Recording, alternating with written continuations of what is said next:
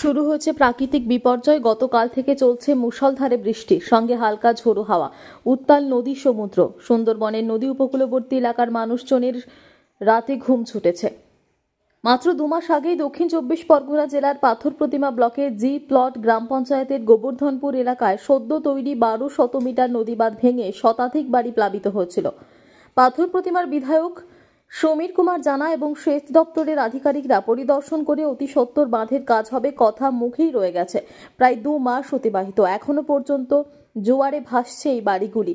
তার উপরে গত পরশু থেকে শুরু হচ্ছে মুষলধারে বৃষ্টি। সেই বৃষ্টির ফলে আবারও প্লাবিত এলাকার মানুষ চাইছে অতি সত্বর তৈরি হোক নদী বাঁধ, তাহলে তারা শান্তিতে বাড়িতে থাকতে পারবে। তৃণমূলের পঞ্চায়েত সমিতির সৌরভ দাসের দাবি, বিরাট চেষ্টা করছেন, অতি সত্বর কাজ হবে। খুব আতঙ্কে আছি, আমরা চাইছি যেন আমাদের সুব্যবস্থা হয়। আমরা এটাই সবার কাছে কামনা করছি, আমাদের জন্য সুব্যবস্থা করে দেয়। কখন থেকে জলগুলো ঢুকছে? এটা কাল থেকেই জল ঢুকছে আমাদের এখানে। কাল থেকে এমনিতে বর্ষাকাল থেকে জল ঢুকে, কিন্তু কাল থেকে বেশি আমাদের জল হচ্ছে। নদীবাঁধ ভেঙে আজকের 1 সপ্তাহ পরপর জলটা আসছে।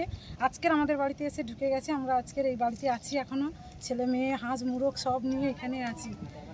এখানে রাস্তায় এখন দাঁড়িয়ে যেতে হবে, আর তো বাড়িতে ঢুকতে পারবো না, যা জল জমে গেছে। আমাদের বাড়িতেই রাস্তার গিয়ে দাঁড়াতে হবে। যে সময় বাঁধ করলে এই সমুদ্রের উপকূলে বাঁধ হওয়া সম্ভব, তখন কিন্তু বাঁধ করা হয় না।